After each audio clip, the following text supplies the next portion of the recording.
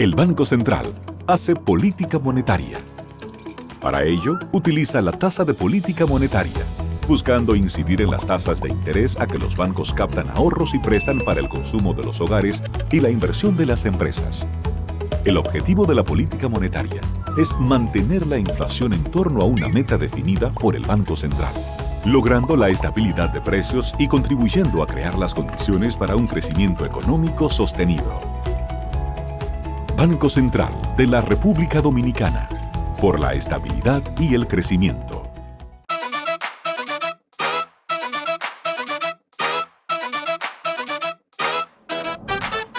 Así se sentirá tu negocio cuando le pongas pilas nuevas. Ya está aquí Expo Fomenta Pymes Banreservas. Aprovecha tasas desde 7.95%, ofertas en comercios aliados, talleres de educación financiera y mucho más. Expo Fomenta Pymes hasta el 30 de abril. Más información en banreservas.com.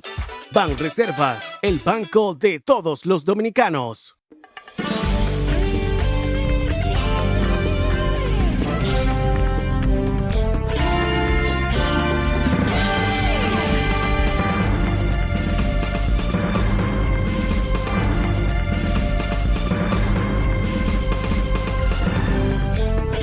Muy buenas tardes, amables televidentes. Bienvenidos a su cita diaria, crepuscular y nocturna en Teleimpacto, que es al final de la tarde despidiendo el sol y comenzando la noche. Ponga su caridad en buenas manos. Apoyen el Patronato de Lucha contra el Cáncer de Villa González Incorporado, una genuina institución de apoyo al prójimo más carenciado. Ese prójimo atrapado allá en las tripas rurales o de la ruralidad, las tripas del bosque rural, o de lo que pueda quedar del bosque rural. Pero hay que fortalecer ese tipo de instituciones cuando hay tantas deficiencias en los hospitales públicos, carencias incluso de especialistas. Imagínense ustedes, para atender una enfermedad catastrófica como es el cáncer, se necesita de una especialidad bien formada, de gente de mucha experiencia. Y en los campos y en los pueblos, todo el mundo sabe las dificultades que tienen los pueblos para que los especialistas se arrimen siquiera, que vayan por su cercanía. Desde luego, un especialista no puede trabajar a manos peladas, como se dice. Hay que dotarle de los equipos, las herramientas necesarias. Pero hay que mejorar las condiciones. Estas instituciones ayudan mucho porque los pocos recursos los agrandan, los alargan y pueden facilitar, servirle a familias muy humildes, muy carenciadas, asistirle en los medicamentos y los tratamientos de esta enfermedad. 809-443-8010. También el Hogar Escuela Santo Domingo Sabio, con los salesianos al frente ahí. Avenida Independencia, casi esquina Avenida General Gregorio Luperón en Santo Domingo. Bien. Bueno, como nosotros predijimos el viernes, y yo creo que vale, porque en el país, aquí hay una cultura hacia las encuestas políticas muy arraigada y la gente aquí casi siempre vota con el corazón, no vota con el cerebro. Y las encuestas se hacen para el corazón o para el cerebro. Ahora, un país como Francia no es República Dominicana. Entonces, en Francia se votó, como nosotros predijimos el viernes aquí, que iba a ganar Macron esas elecciones y que iba a ganar por más de 10% de las votaciones. Y yo me quedé corto porque ganó con yo decía con 10 puntos, perdón. Y el hombre ha ganado con 16 puntos a la señora Le Pen. Las encuestas le daban favorable, no hay duda, con un margen más estrecho, pero también hubo encuestas que daban un margen mayor. Nosotros partíamos, nuestras predicciones, partíamos de que la izquierda, que es muy fuerte en Francia, difícilmente podía inclinar su voto por la señora Le Pen. Entonces ella podía acumular votos de esa Francia rural, como pasó en Estados Unidos con Donald Trump, esa Francia profunda, obreros, gente que está desempleada, gente que está pensionista, que ganan poco, que reciben poco dinero y que ven entonces todos estos extranjeros a veces trabajando y unos que mejoran y hacen exhibición de sus mejorías y entonces tal vez le molesta al francés de pura cepa, qué sé yo. Pero básicamente nosotros señalábamos que Macron iba a ganar porque tenía esa facilidad de que ese grupo de izquierda iba a votar en contra de esa señora porque es una señora que se fanatizó con un extremismo de derecha sumamente pronunciado. Yo soy de derecha. Manuel Fermín ha manifestado aquí públicamente que es de derecha. Pero yo soy de una derecha democrática, centrista, respetuosa de las ideas. Yo no voy con dictadores. Yo no apoyo eso. Porque si a mí no me gustaba Pinochet, que derrocó un gobierno de izquierda, pero yo no puedo venir ahora a decir que me gusta Putin. No. Entonces, el que es dictador, sea de izquierda o de derecha, hay que repudiarlo.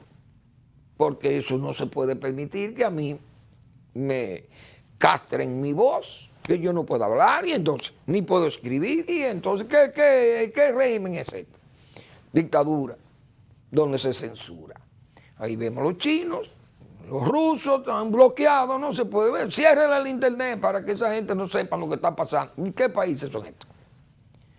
Entonces, la señora Le Pen, como decía yo ayer, el viernes, quiso mantener una política de Francia, para los franceses, y entonces los inmigrantes y esa cosa, yo decía, porque la Francia fue Francia por todas esas colonias, todo ese imperio francés que anduvo el globo, todos esos corsarios, y aquellas hazañas de Napoleón y dueño del mundo.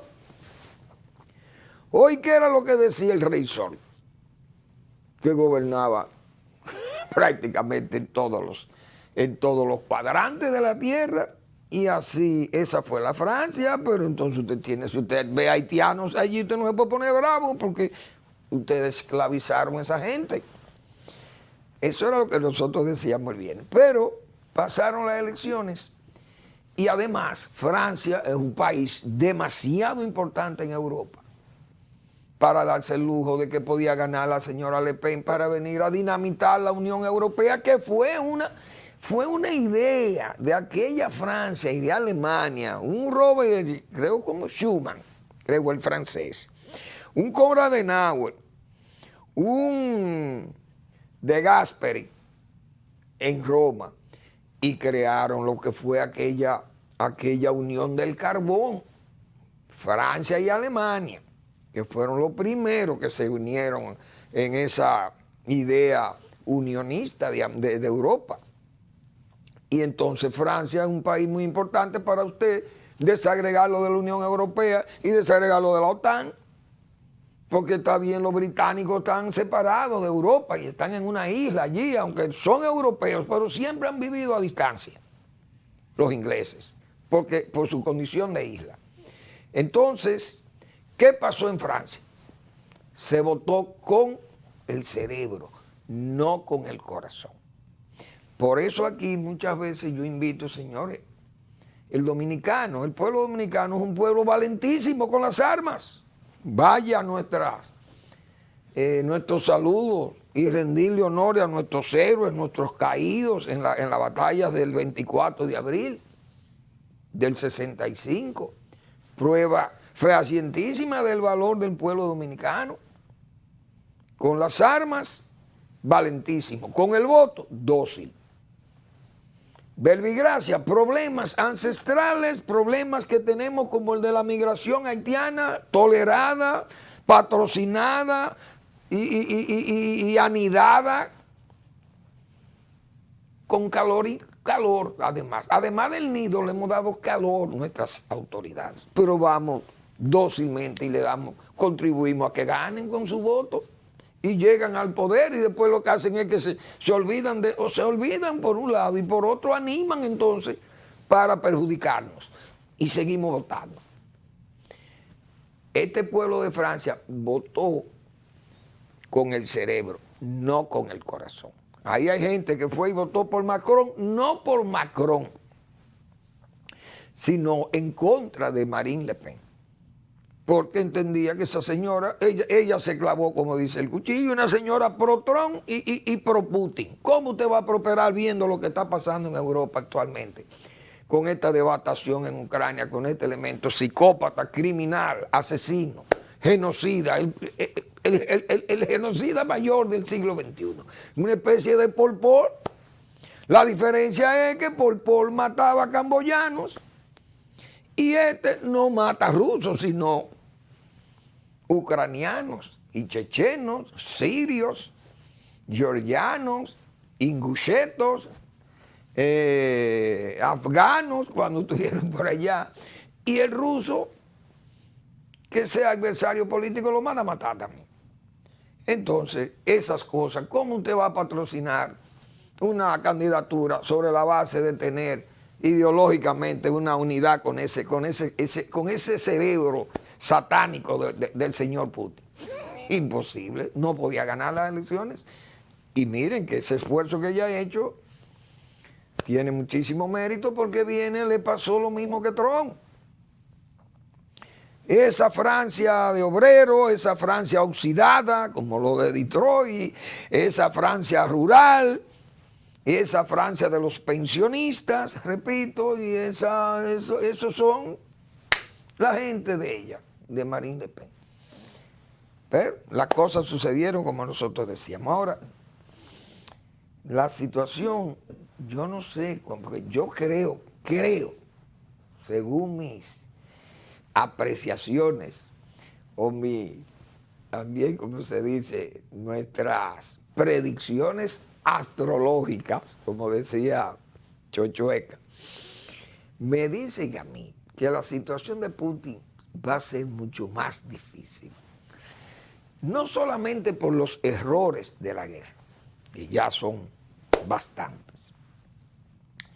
e incluso ni siquiera por el apoyo de Estados Unidos a Ucrania, que es importantísimo y ha sido un factor de primera fila para mantener a raya a Rusia, porque Estados Unidos se ha cargado a Ucrania, pero también se ha ganado una base, que lo sepa Rusia, que Estados Unidos va a estar ahí con todos sus equipos de inteligencia y de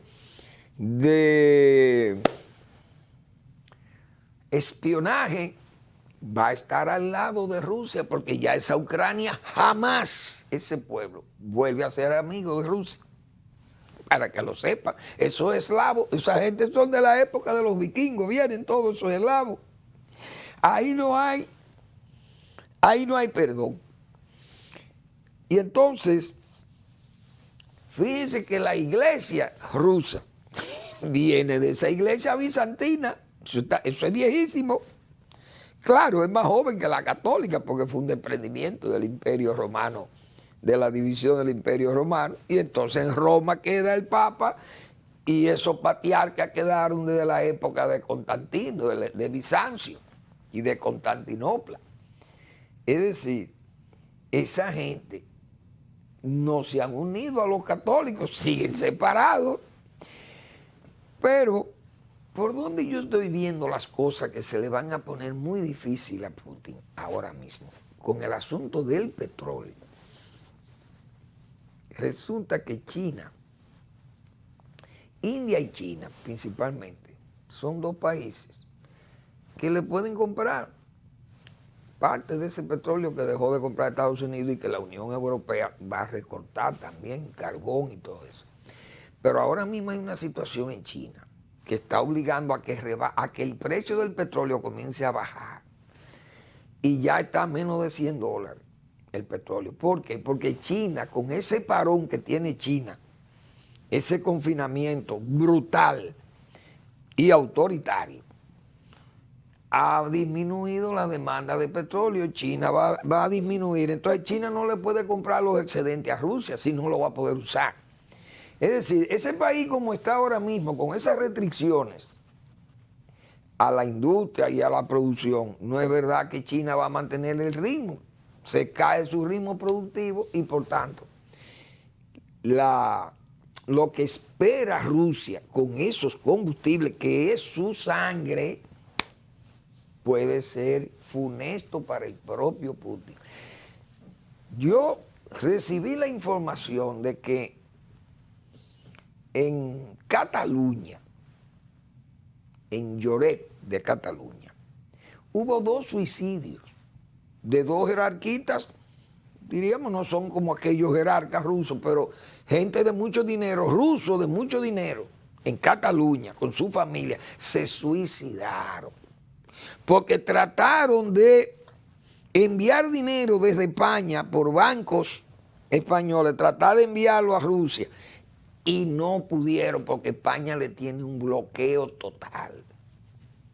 Y yo sé que en el banco BBVA le pararon envíos de dinero a rusos que viven en Cataluña y en otros bancos, de esos bancos grandes de España.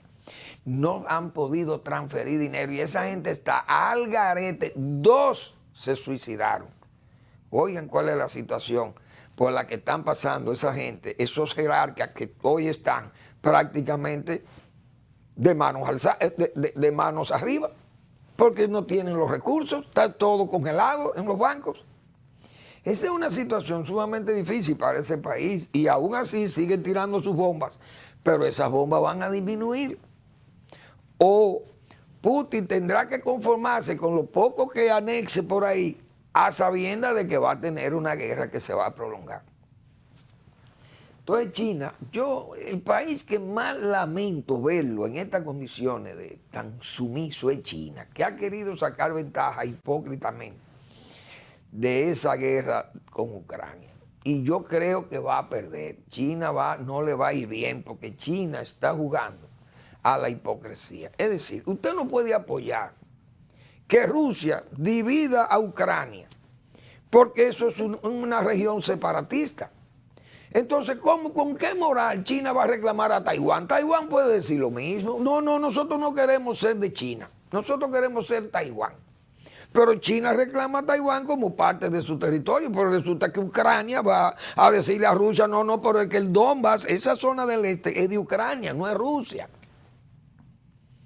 Asimismo la parte de Crimea. Entonces, ¿cómo China se pone del lado de Rusia, que fomenta el separatismo, cuando ellos están reclamando a Taiwán? Y Taiwán no es antichino, porque ellos no pueden ser antichinos. Taiwán lo que es antisistema, que me lo dijo a mí aquí en una oportunidad el propio embajador de Taiwán, Eduardo Chen. Me decía a mí, en una oportunidad que tuve de hablar con él, de que Taiwán no quería entregarse a China.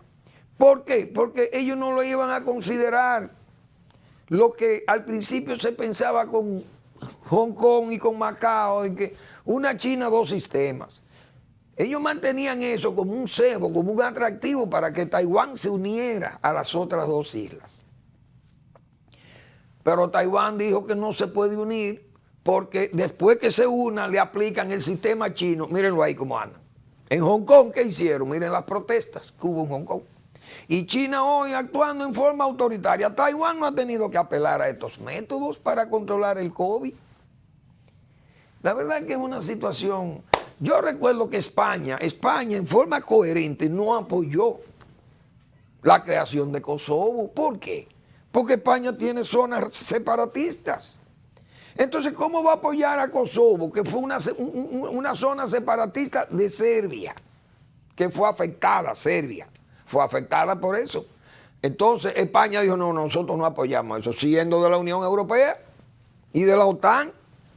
Pero usted tiene que ser coherente, porque si Cataluña y el pueblo vasco se quieren separar de España, España no puede apoyar una región separatista en Europa. China, hipócritamente, entonces ha querido jugar al gato y al ratón y va a perder más porque Occidente le va a cobrar. Vamos a hacer una breve pausa y seguimos entonces con los temas nacionales.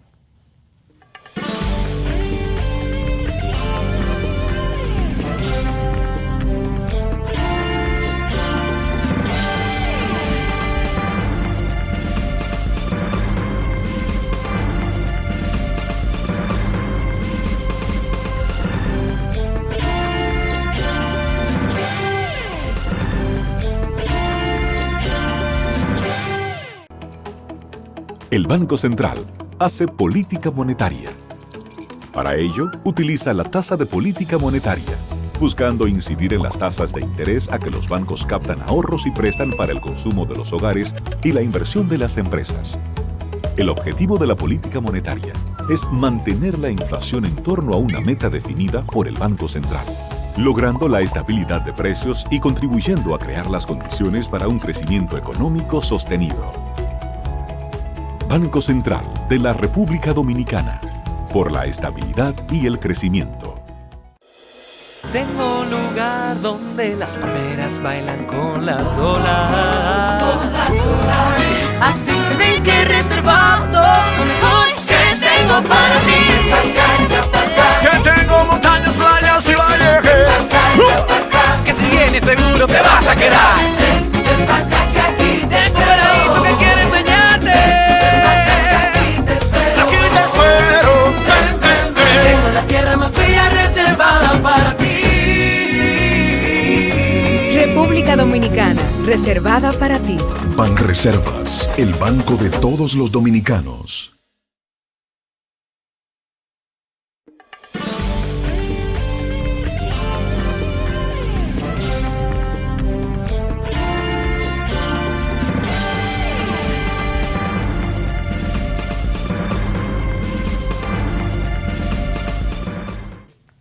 Señores, yo no sé desde cuándo yo estoy hablando, desde que yo me enteré, de que yo leí, porque con mucha antelación, el Falpo anunció la pretensa huelga en el Cibao. Eso no es huelga, porque ahí usted no ve ni obreros. Esos son paros armados, que así que se han denominado todo el tiempo. Pero yo sé que a los organizadores de esos paros, estos titulares lo desaniman mucho, no hay duda de ello. Pues el titular del Nacional fracasa huelga en región del Cibao. Tiene que fracasar porque ese es un método de lucha totalmente desacreditado. Para nosotros que siempre, porque hay que ser coherentes. Y aquí, mientras nosotros participamos en gobiernos anteriores como los de Balaguer, aquí hay que ver las cosas que se le hicieron a Balaguer y los partidos que incitaban eso muchas veces, o se quedaban callados dándole su visto bueno, en forma soterrada. Le daban el visto bueno a aquellas protestas, a aquellos paros, incluso asusaban la muerte incluso, y asusaban los heridos y los golpeados, para que Balaguer tuviera que cargar con todos esos exabruptos de sus fuerzas militares. Balaguer comenzó entonces a aplicar una política de, cuando anunciaban esos paros, me refiero a los 12 años, Balaguer militarizaba los barrios, porque esos barrios eran verdaderas trincheras de combate de la izquierda y del PRD. Entonces tenían que militarizarse, los puentes, los barrios amanecían copados de guardias y de tanquetas y todo eso, aquello. Yo recuerdo cómo era aquello, pero aquello eran a los 12 años. No son esos tiempos. Hoy no le luce a ninguno de los partidos políticos, ni al que está gobernando, ni a los que están en la oposición, le luce calificar esas huelgas y comenzar a decir que son políticas, como he oído algunos dirigentes del PRM ahora, de esos viejos PRDistas, calificándolo de eso es la oposición incitando políticamente para derrocar el gobierno. No, no, no. Ustedes mismos, cuando gobernaba Leonel Fernández y cuando gobernaba Danilo Medina, hacían lo mismo con esos paros. Y se lo hacían a Hipólito Mejía cuando era presidente también, y a Salvador de Blanco se lo hicieron también. Entonces siempre lo asusaban los partidos que estaban en la oposición. Bueno, pues todo el que ha estado en la oposición y todo el que ha estado en el gobierno, los partidos políticos que están hoy vigentes han estado en la oposición y han estado en el gobierno. Es decir, le sacan ventaja a las acciones vandálicas del Falpo, que siempre he dicho que eso es una verdadera revolución lumpen, porque no son huelgas, sino paros armados para dispararle a la policía, dispararle a la guardia, y no tienen que ver con incendiar, apedrear, romper vidrios, dañar propiedades privadas y públicas. En eso que se han convertido esas protestas. Entonces, el gobierno del PRM decidió militarizar. Tal vez hizo un uso excesivo de la fuerza, no de la fuerza en sí, pero de exhibir demasiado músculo militar quizá. Y eso tal vez lo vieron los huelguistas o los convocantes del paro, lo ven como abusivo, pero yo creo que esa decisión del gobierno, aunque se vea militarista, se vea pesada, vale más prevenir que remediar. Entonces, con el síndrome del 84, aquel 24 y el 25 y esas fechas, yo sé que el gobierno estaría tembloroso. Gobierno tembloroso también. Entonces entraría en ese pánico y dijeron, mire, a Salvador le pasó lo del 84 por no militarizar. Y este gobierno, a Luis Abinader, bueno, pues vamos a militarizar. Y militarizaron las provincias del Cibao. O algunas, las más grandes, vamos a decir, o las más violentas, prácticamente acribilladas esas ciudades, como yo he dicho muchas veces. Ahí está Macorís, usted va a Navarrete, Licey, Salcedo, Nagua, todas esas provincias son incendiadas. Esta vez el Falpo mandó a las 14 provincias del Cibao. Y la verdad que el pliego es un pliego sumamente amplio. Demasiadas cosas se piden ahí. Y cosas que son improcedentes. El presidente se refirió al asunto de los combustibles, por poner ese ejemplo, y tiene la razón el presidente Abinader. Nosotros estamos subsidiando este combustible, no es justo que ustedes me digan a mí que le baje el combustible cuando yo estoy gastando miles de millones de pesos subsidiándolo. O sea, hay cosas que son producto o de la ignorancia o de la tosudez de los convocadores de la huelga o del paro. Pero también pienso que ha faltado diálogo para el gobierno, porque repito, hace tiempo que esa gente anunciaron ese paro como quien dice, vamos a anunciar esto con tiempo para que el gobierno entre en una etapa de negociación con nosotros, o nos llame para ir negociando, porque un paro en 14 provincias, eso es demasiado. Tiene que ser una organización muy poderosa, incluso económicamente está bien protegida, porque eso si fracasó quiere decir que no hay un poder económico atrás del paro. Porque que para usted mandar un paro en 14 provincias, eso hay que tener pero son cerones no, hay que tener naves de dinero para hacerle frente a todas esas cosas. Porque yo siempre, para todos esos paros y todo eso, se necesita unos recursos para que el tigrismo callejero se aglomere y queme las gomas y esos combustibles están muy caros. Para prenderle fuego a un paquete de goma, eso hay que buscar dinero. Y esos muchachos no tienen dinero para pegarle fuego a los neumáticos.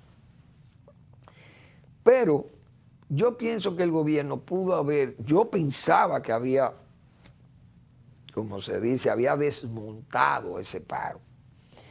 Porque también hay lo siguiente, aquí muchas veces los gobiernos piensan que no se le puede hacer paro, que no se le puede hacer huelga o que no se le pueden hacer exigencias.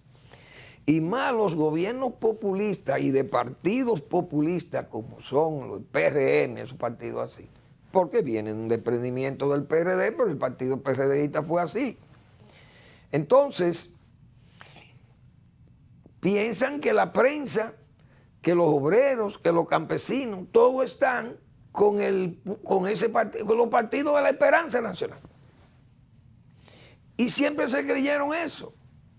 Y no era posible que pudiera haber una protesta que saliera del pueblo, de las entrañas mismas del pueblo, que afectara al PRD, porque eso no se podía, porque eso nosotros luchamos por ustedes. Pero cuando usted ve la conducta que tuvo el PRDismo en el poder, la gente se fue desencantando y entonces el PRDismo que hizo perdió base popular, perdió fuerza y el PRM sabe que está heredando eso. Pero además, hemos dicho que el gobierno ha presentado también elementos oligárquicos muy pronunciados y que eso le ha ido, como se dice, molestando a mucha gente y ha dado prueba de estar más cerca de esos grupos, según muchos de los críticos del gobierno, y que el gobierno está lleno de ese tipo de personajes o personeros de la oligarquía, como siempre se ha dicho que lo único malo es no ser oligarca. Pero el gobierno, en vista de que un 76%, señores, es la caída del gasto público en las zonas del Cibao, el gobierno debe pensar esas cosas. Nosotros dijimos aquí la semana pasada que acabamos de leer en una información económica ahí, de que el 76% del gasto público se había caído en el Cibao, 14 provincias, entonces el gobierno tiene que actuar con pie de lana, tiene que tener cuidado, porque esas comunidades se están quejando de muchas cosas que el gobierno no puede hacer o no ha podido hacer o no quiere hacer.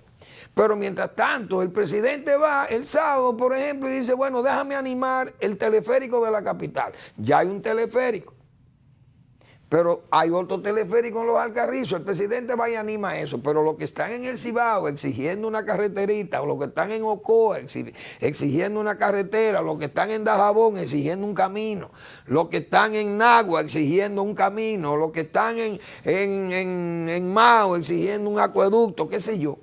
Esa gente se siente mal porque ven que las inversiones tal vez se hacen aquí y no se hacen allá. Entonces, esas cosas, a mí me parece que el gobierno tiene que seguir dialogando, porque si como va esto, y nosotros hemos dicho, con esa conducta de la policía, por un lado, y que esos militares, esos policías que participan en actos vandálicos y en actos de fuerza y de sangre, usted no sabe dónde están. Uno dice que están presos, pero vaya usted a ver dónde que lo meten presos, en un cuartel de policía que están presos. Explíqueme usted. Esos duermen en su casa, con su mujer allá, por la mañana van y llegan al cuartel y dicen que están presos. Entonces, los excesos policiales, la delincuencia por otro lado, las deficiencias de muchísimas instituciones públicas por otro. Todas esas cosas, con esta inflación, el mismo desempleo, la gente que votan, que lo votaron, la oposición que quiere ganar terreno, qué sé yo, se le van poniendo las cosas difíciles a los gobiernos. Entonces el gobierno debe tener cuidado y no envalentonarse, porque, repito, con una caída de un 76% de inversión del gasto público en la zona cibaeña, eso es motivo para animar protestas, porque que hay muchas cosas que faltan. Está bien, como hemos dicho, ese pliego, eso es una cosa de loco. Las cosas, acueducto para toda la provincia, agua y agua negra, pero esa cosa no es fácil. Eso no lo puede cumplir ningún gobierno.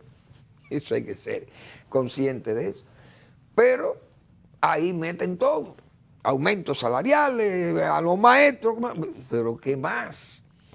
Entonces, el gobierno, pienso yo, que no debe llevarse de esos calificativos. Eso es la oposición. Eso es una huelga política. Repito, porque cuando era el PLD que gobernaba, así mismo le decían al PRM. Entonces el PRM debe hacer conciencia de que esas cosas muchas veces no están los partidos, sino que forman parte de todo un conglomerado de populacho, de populismo, o de tigrismo, ligado con política y ligado con delincuencia y hasta el narco, decíamos nosotros la semana pasada. El narcotráfico ha sido muy golpeado porque son muchos los alijos de drogas que se han captado. ¿Y qué pasa con eso? ¿Qué es lo que va a pasar con eso? Que a esa gente le importa azuzar la movilidad social y la inquietud de la calle y la ebriedad de la calle, el remolino callejero. ¿Para qué? Para pescar en río revuelto, porque eso distrae a la autoridad, distrae al gobierno y tal vez ellos le aflojan un poco como dicen, los talones. Es decir, no es solamente la política que influye en eso, hasta esos grupos como el narcotráfico o la delincuencia común participa también de esas cosas. Entonces, por eso los calificativos de los políticos, todos han usado eso a su manera y a su forma de ser. Los partidos políticos siempre le han sacado ventaja a esas luchas callejeras, se quedan callados, no la condenan, porque usted no puede condenar ahora desde el poder lo que no condenaba de la oposición, porque es lo mismo. La misma conducta, las mismas exigencias, todo lo mismo. Entonces, como hay privilegios y gente que usted lo veía atado en el barrio antes de llegar al poder, compartían la pobreza, compartían las miserias, compartían el abajismo con ese tigrismo. Hoy llegan al poder, andan en sus jipetas, sus grandes salarios, ven que la familia mejora y usted no se da cuenta que le está estrujando el poder a quienes compartían con usted la desgracia. Vamos a la pausa.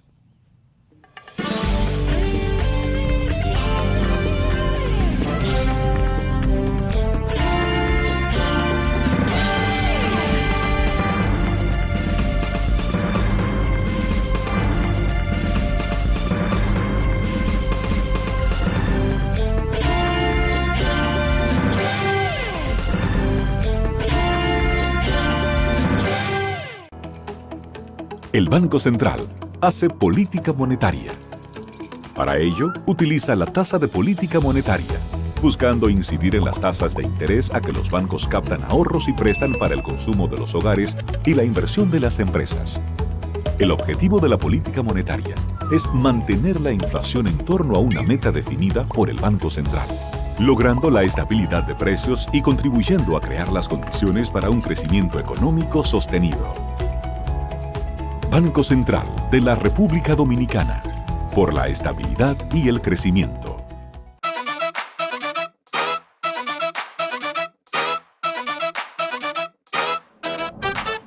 Así se sentirá tu negocio cuando le pongas pilas nuevas. Ya está aquí Expo Fomenta Pymes Banreservas. Aprovecha tasas desde 7.95%, ofertas en comercios aliados, talleres de educación financiera y mucho más. Expo Fomenta Pymes hasta el 30 de abril. Más información en banreservas.com.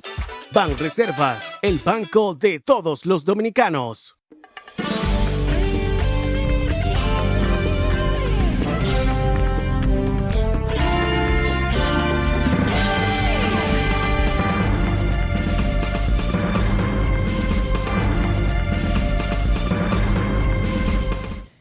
Decía William McKinley, yo me acuerdo haber leído eso, porque en un libro sobre los asesinatos, los magnicidios, los grandes magnicidios. Él fue víctima de un magnicidio, William McKinley, presidente de los Estados Unidos en 1901, creo que fue que murió.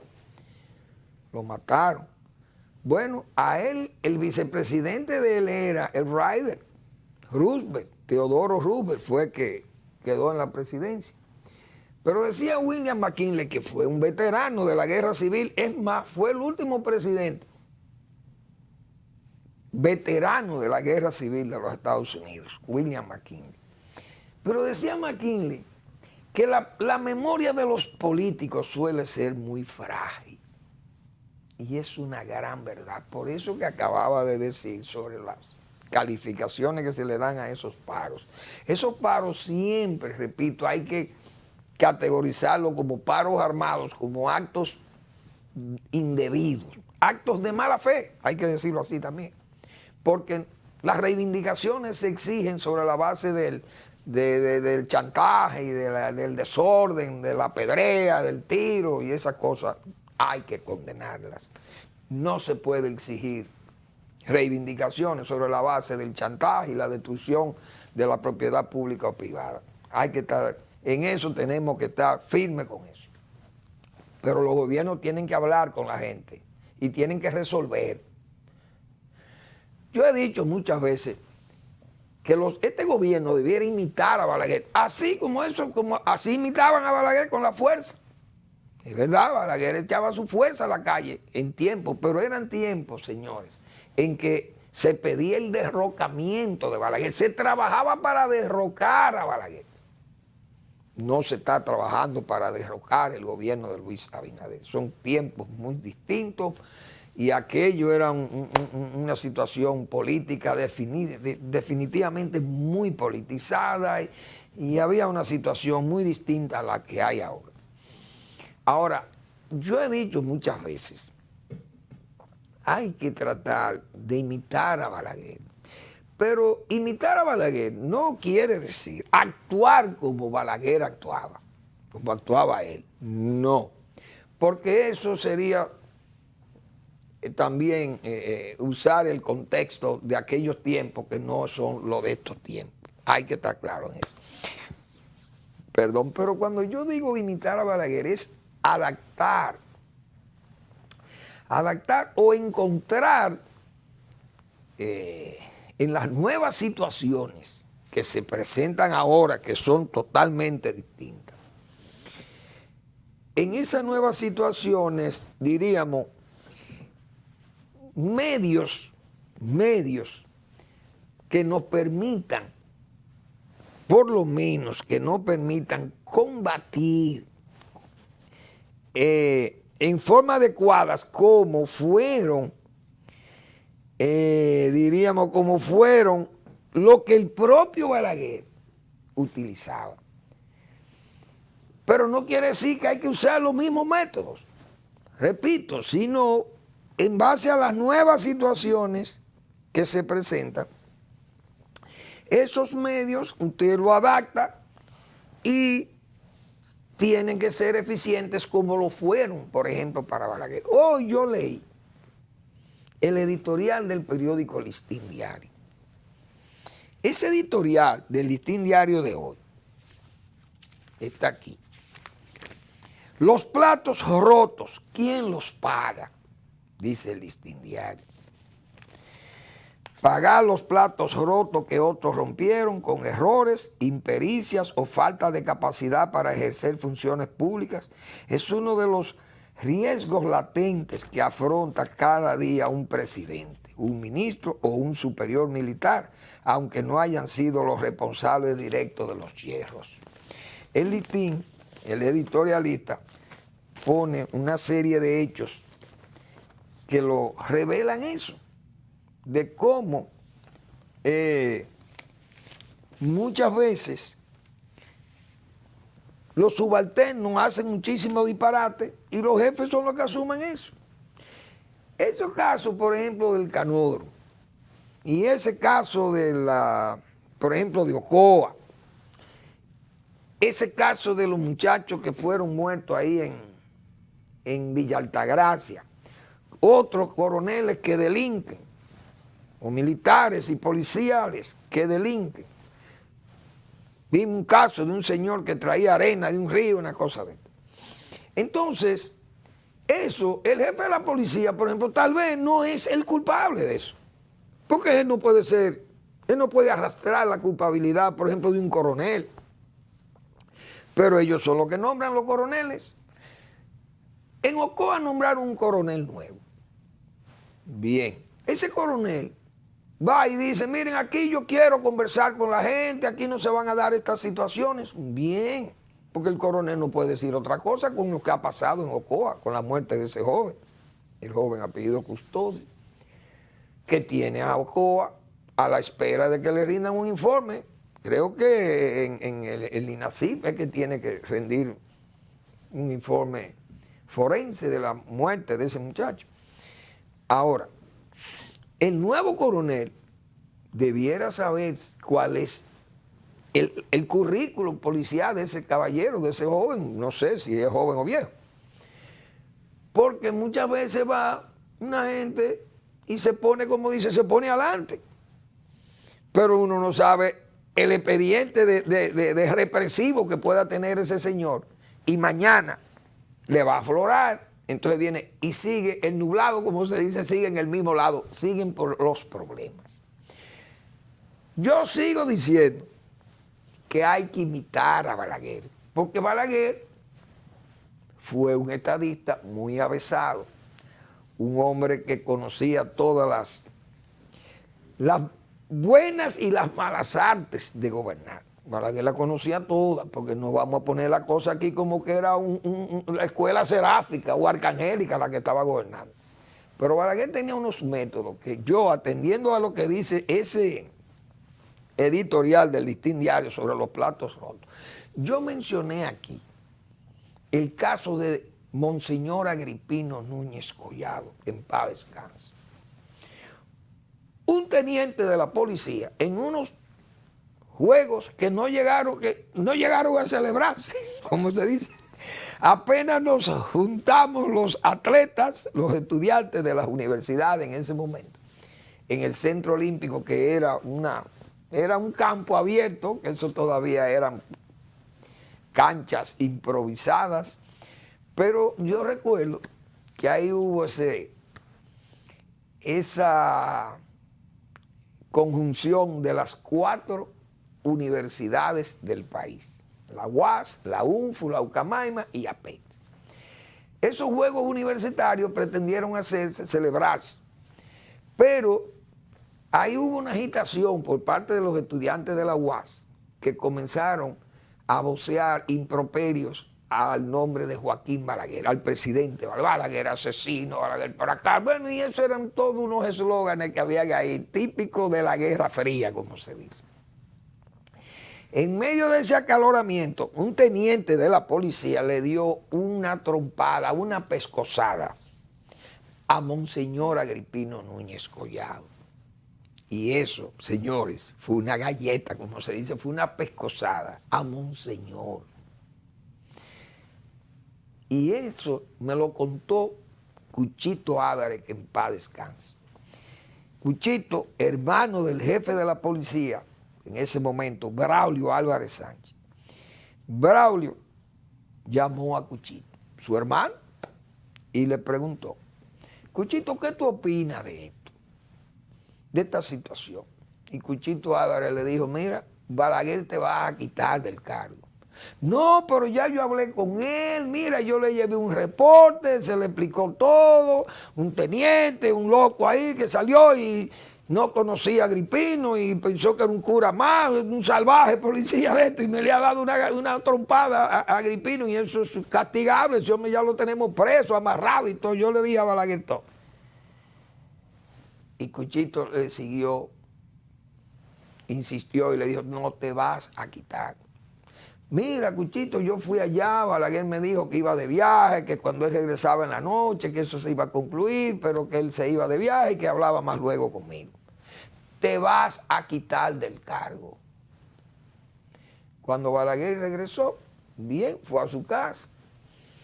Balaguer era un hombre muy metódico. En la noche llegó al palacio y emitió el decreto quitando a Braulio Álvarez Sánchez. Ahora, dígame usted, leyendo yo este editorial del Listín Diario, los platos rotos. ¿Quién pagó los platos rotos de esa bofetada que se le dio a Agripino Núñez Collado? El jefe de la policía.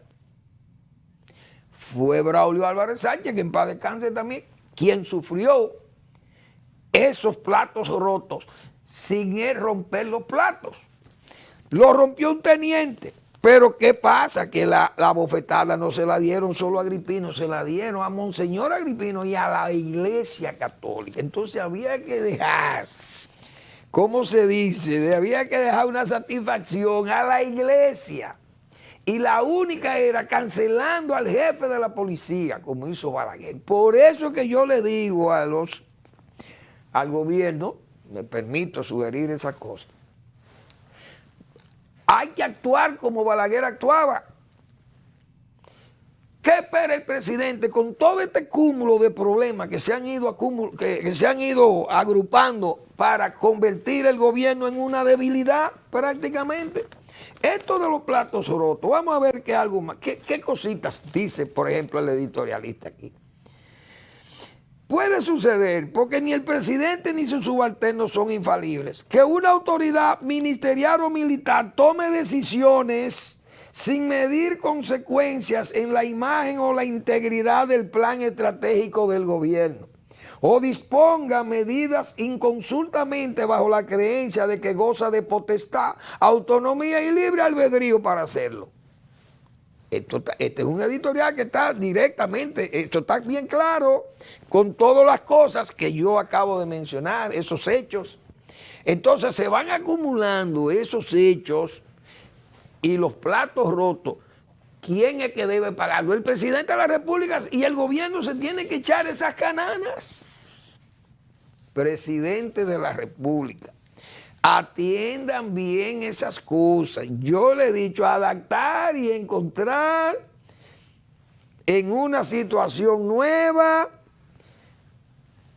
Ahí es que están, buscar esos mecanismos, buscar esas herramientas que le permita a usted actuar con eficiencia como actuaba Balaguer con sus formas de ser. No es que usted tome calcado a Balaguer, pero esos métodos que le daban eficiencia o eficacia a Balaguer, ustedes lo pueden usar. Ese jefe policial es posible que él no es culpable de nada, pero es que ya se están acumulando tantas cosas que incluso el ministro de Interior debe ser no quitado porque Chu sea malo o bueno. Pero es que sus planes han fracasado. Entonces, ¿por qué el gobierno por qué Luis Abinader tiene que pagar esos platos rotos? Igualmente pasa con el ministro de Educación. Señores, ¿cuántos errores? Yo leí a doña, ¿cómo se llama la señora? Doña, ay Dios mío, aquí está. Doña Ligia Amada Melo, ex ministra, se sumó a esas voces como la de la señora Jacqueline Malagón, ex ministra de Educación. Esas dos mujeres y Jesús de la Rosa, vaya también, que es otro especialista. Jesús de la Rosa, señores, que es un educador de verdad. Doña Miriam, doña Ligia Amada Melo y doña Jacqueline Malagón. Esas tres personalidades deben ser asesores de ese ministro. Pero es que ese ministro no da pie con bola. Pero no es porque él sea mala persona. Pero el presidente no puede cargar con esos platos. Porque todos los platos le va a pasar como al malabarista de circo. Se cae un plato y se van a ir todos los platos al suelo. Señores, doña Ligia ha dicho todos los males que están pasando en la educación nacional. Pero el gobierno sigue aceptando que las cosas sigan así. La consecuencia fue que bajó la matrícula en las universidades. Los rectores presionaron al MESI para que le autorizara a enseñar sin necesidad de la normativa 915, sino que pudieran aplicar otra, y eso lo aprobó Alejandrina Germán, dijo también la ex ministra de Educación Superior. A seguida manifestó: cuando viene esta gestión, peor todavía, porque los rectores lo que quieren es tener muchos estudiantes, no importa cómo salgan. ¿Usted sabe a qué se refería doña Ligia Amada Melo?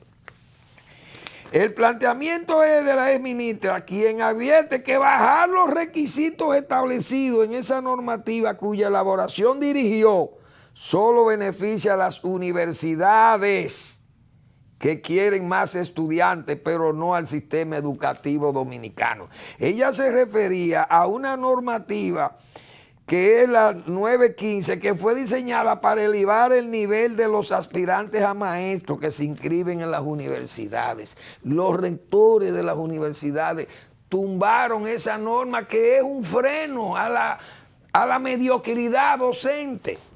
Entonces, ¿cómo es posible que por un sectarismo político el gobierno no tenga personalidades como está asesorando al ministro? O el ministro es inasesorable, y menos de gente que son de partidos distintos al de él.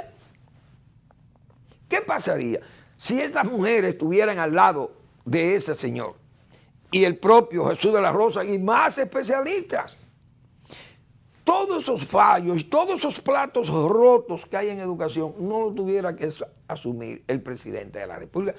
Y esos platos rotos lo está asumiendo el presidente de la República y su gobierno. En sentido general, son todos esos ministerios. Vamos a seguir sobre esos temas, pero será para mañana o en el transcurso de la semana, porque ya el tiempo se me agotó. Gracias por su atención. Nos vemos mañana en otra entrega de Al Final de la Tarde, despidiendo el sol y comenzando la noche.